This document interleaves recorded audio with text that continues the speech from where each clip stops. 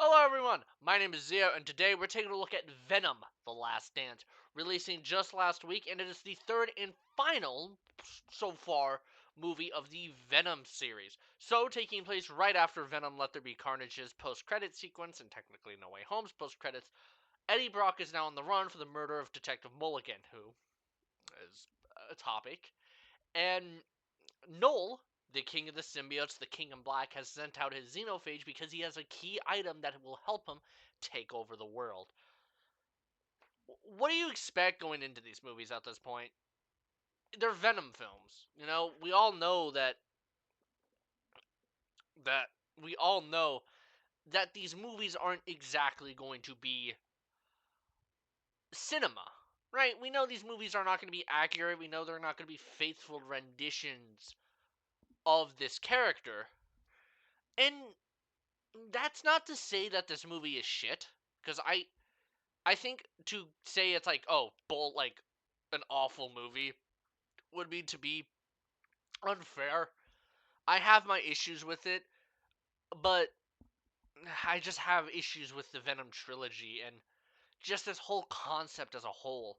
But it's a fine movie. It's a fine, fun little movie, and I just realized I should have probably grabbed this for the background. Venom, separation anxiety. There we go.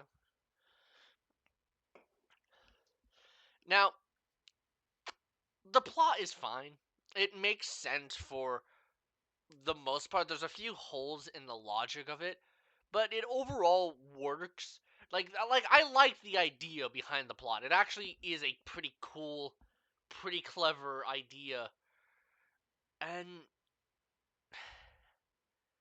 however it cripples Venom in this movie, he's not technically allowed to be in it for most of the film until the third act, which I'll get into. And I wrote this script not really thinking about how to discuss it without spoilers. The movie's been out for a little bit. This is going to be a spoiler review. So, if you haven't seen the movie, it's been 2 weeks. What are you doing here? But if you haven't seen the movie, click off, go watch that, and then come back to this review, okay? So, this movie's best part is Eddie and Venom's relationship. They really play into that whole, like, relationship side, like that gay relationship side. Kind of. It's not like in your face. How do I go about explaining this? You know what I'm saying when it comes to this, right? When it comes to that, they're a couple. That's pretty much what the joke here is. But I do like the relationship that Eddie and Venom have, and it's a dynamic that really works good. This movie is for sure the best of the trilogy, which doesn't say much. The first film was just mediocre and forgettable. I don't remember much of it. The second movie was really fun and really enjoyable, with one part that really fucking pissed me off about Carnage. I don't think I really went into it that much in that review, but kind of going off a side tangent here, they fucked Carnage so hard in the ass in that movie. I Carnage is a horrible adaptation. There's nothing in this movie that really pisses me off. Actually, there is something. I will go into a rant about that later, revolving a certain green symbiote, because that shit is so stupid. It's not offensive. It's not laughably bad.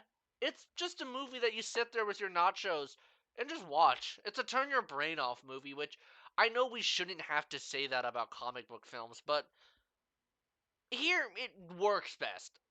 That is a genuine way to approach it. Venom looks great in this movie. I think the CGI is at its best in this film because they do conserve the budget a lot throughout it. So when Venom shows up, he looks great. This did have a higher budget than the last two films. And I love how expressive he is.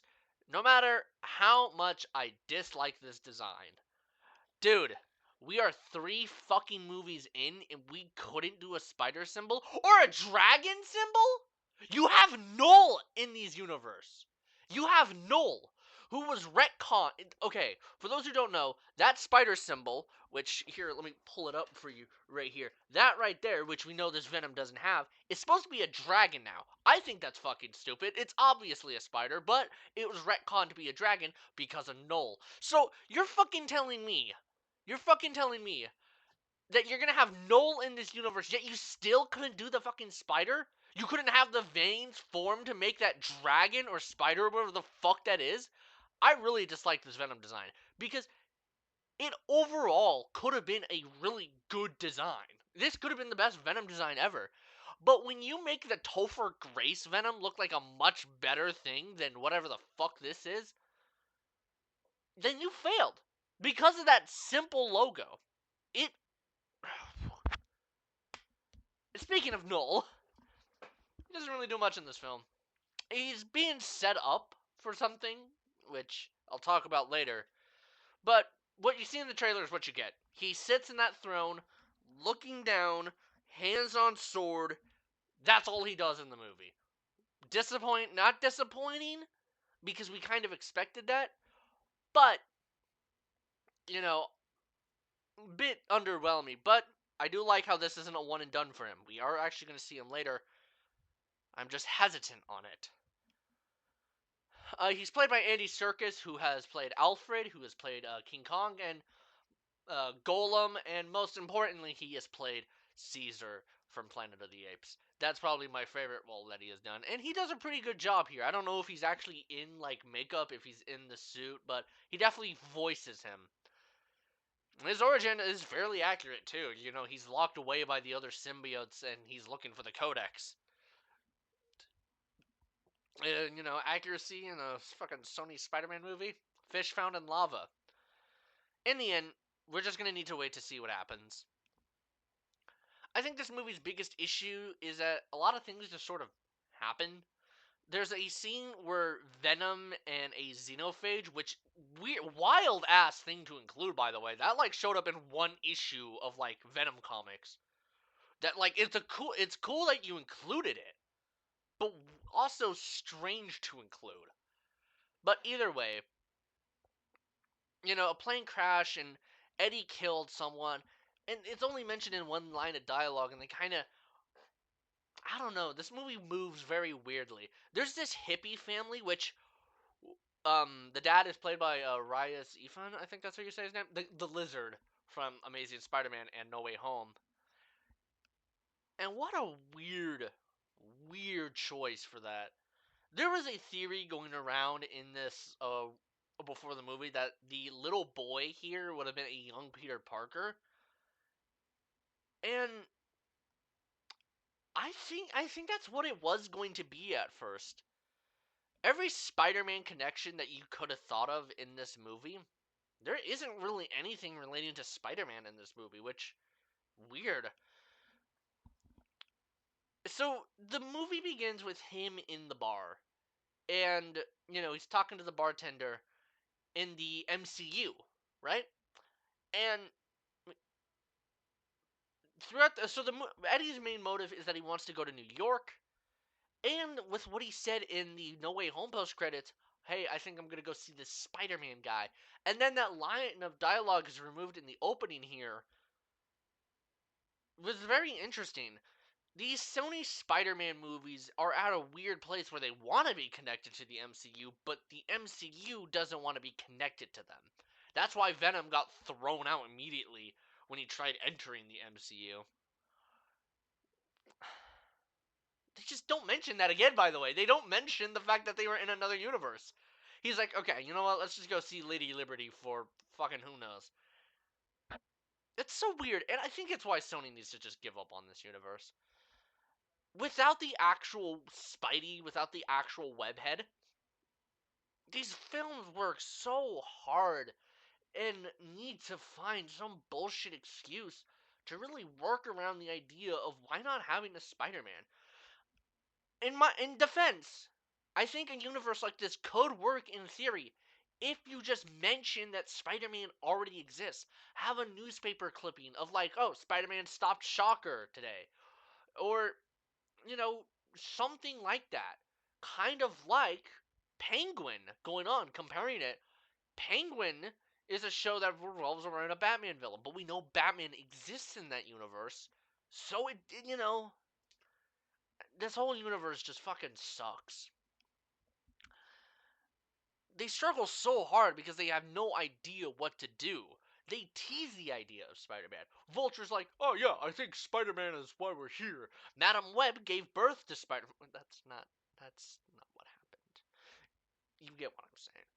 But they tease the idea of Spider-Man. But because, hi Dexter, hi buddy. They tease the idea of Spider-Man. Yet they just they try making it other Spider-Man. And my solution to this, just cast a new guy. Just get a separate Spider-Man for this universe. That isn't Tom. That isn't Holland. That's those are the same people. That isn't Tom. That isn't our Andrew. That isn't Toby. Get a new guy or a different Spider person. I don't know if that Spider-Man Noir show is going to be connected to this universe. It probably isn't. But, like, why not have Miles be the Spider-Man in this universe? That'd be pretty interesting. Get that kid from Penguin, Victor, get him to play him. That's what I'm saying. Enough about that. Let's get into the symbiotes of the movie. We're 11 minutes in, and I'm still not through this. The symbiotes are both the worst and best part of this movie for one major reason. So I actually really like the finale. The finale has a bunch of symbiotes who I don't know if they're characters from the comics or just a bunch of random unnamed symbiote. What are you doing, Dexter? My dog's over there. He is messing up my bed. But yeah.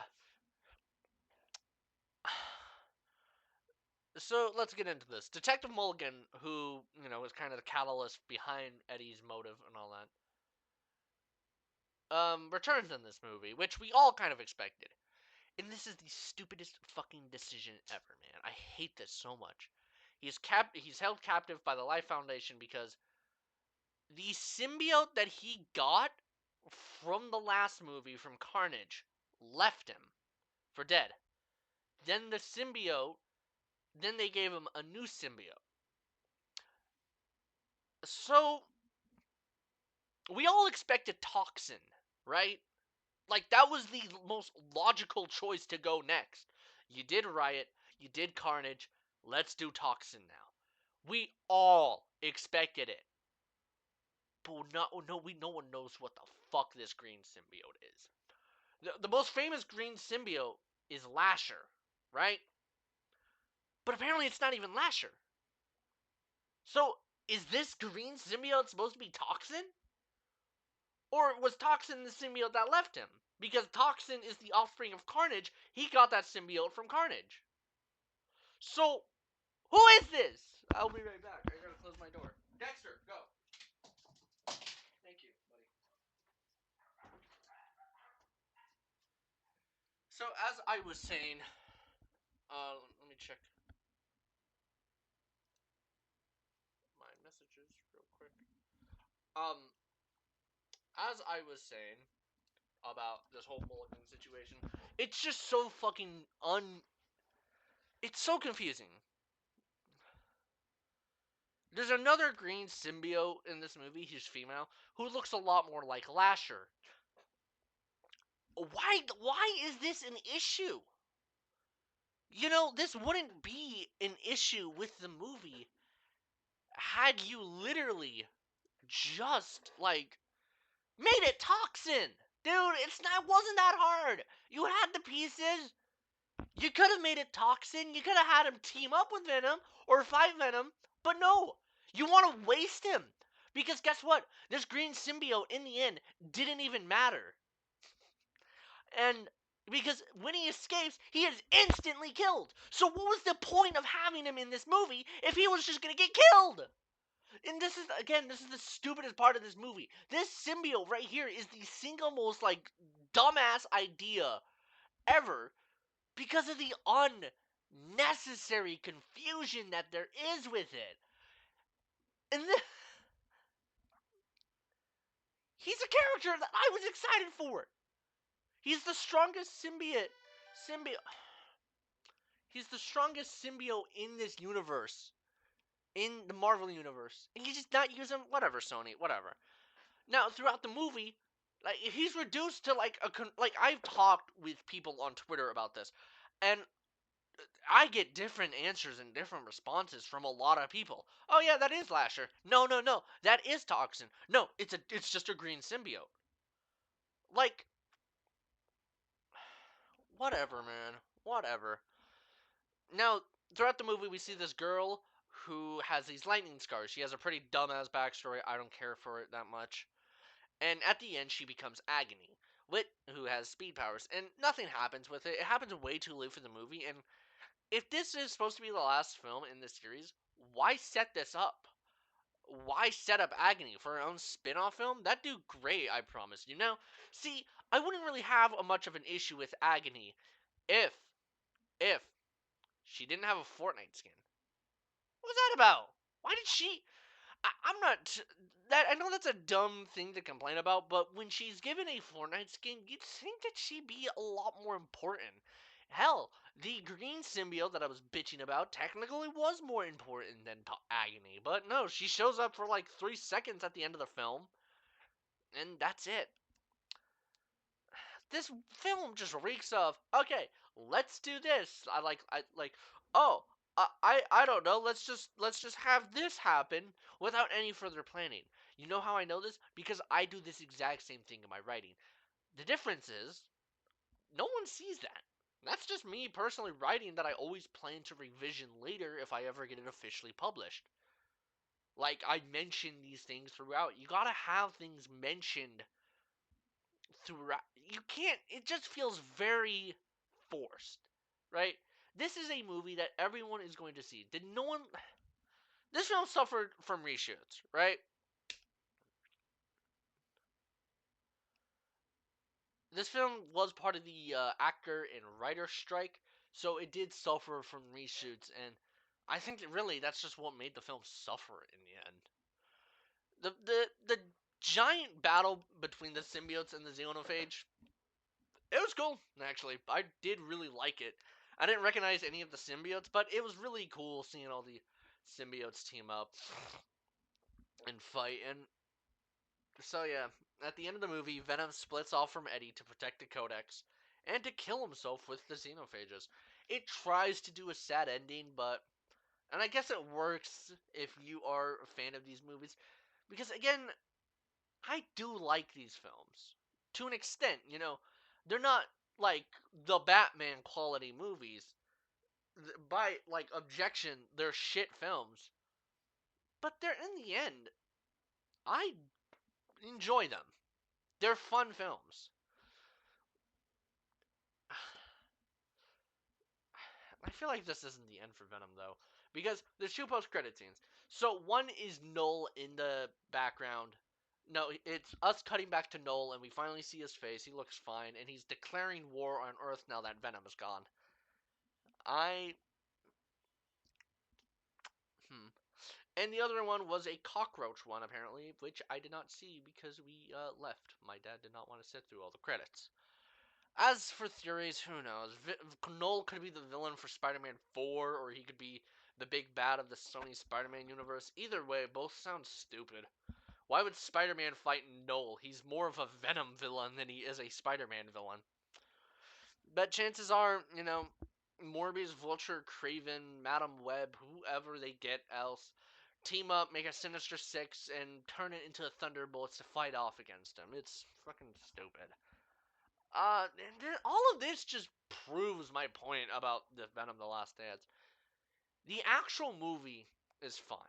It's a fun little enjoyable ride with a few dumb ideas. I forgot to mention the Vegas part, which that was another dumb thing. So they go to Vegas in this movie for some reason, and they meet up with Mrs. Chen. I like that. And Venom dances, oh, Venom: The Last Dance. But, like I mentioned, if he's in his full form, the Codex is revealed, and he's the one who should be more careful about this. But he switches to full form Venom, putting both of them in danger just to dance with Mrs. Chen. That was so fucking stupid. The dance was fun. The dance was funny. The idea behind it was stupid. Now, again, like I've been saying, back to my point, the overall ideas surrounding it, the films that are around it, and the idea behind this universe are the most frustrating part of this universe. Sony needs to cough up the fucking rights. They obviously do not know what they are doing with the universe. I mean, Avi Arad killed both the Sam Raimi and Mark Webb Spider-Man films, and I'm surprised that the No Way Home films could have at least had like a complete trilogy. Not no wait. Tom Holland trilogy could have had at least a complete trilogy. Um, to keep your fucking hands off of Spider Verse. But I didn't hate The Last Dance. I did enjoy it a lot, but I hope that we can move on to a much better version of Venom. Which I also wanted to talk about this real quick because as of recording this, there are rumors of an Agent Venom movie, and dude, I swear, what are you doing here, Sony? Agent Venom? In theory, that could be cool, but if you look at this films, what's inside this universe? How are we gonna do Flash Thompson? His character revolves around having Spider-Man. It is like if a Batman movie called No, that doesn't work. We just got that. It's just. It's like if we had a movie about Azrael from Batman, right? But there's no Batman in that universe. It's just an Azrael spin-off film with no Batman. A character who kind of needs Batman to exist, right? Just going off my knowledge of the Arkham games and Nightfall. But yeah, Venom: The Last Dance is gonna get a C plus from me, and that's it. Sorry for the late review. Money issues came up, so I didn't see the film when it came out. And yeah, honestly, I'm just not going to um I'm not gonna make myself review the films as soon as they come out. I feel like that's really mentally stressful because it's like, oh, I gotta get it uploaded right now. I'll do them when I'm ready, and just if like enough weeks pass, then and the fame died out, then I won't review it. But I feel like it's still a hot topic right now. The next review will be Penguin or Terrifier. I still have that one. I think I'm gonna do that one like right after this. But the next review is definitely gonna be Penguin. Really enjoying it. And as for the Agatha show, don't expect a review. I did not watch that yet. And until then, we are Venom.